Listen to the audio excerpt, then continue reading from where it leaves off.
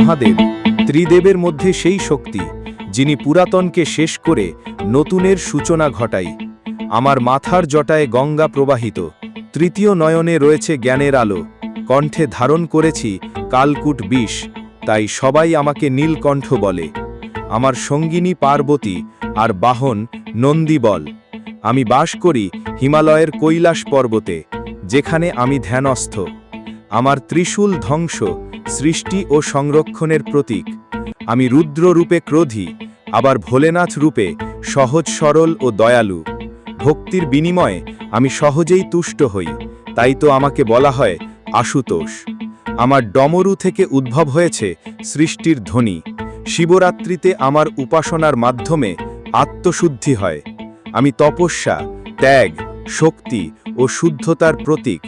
আমি শুধু ধ্বংস করি না, আমি মুক্তির পথ দেখাই।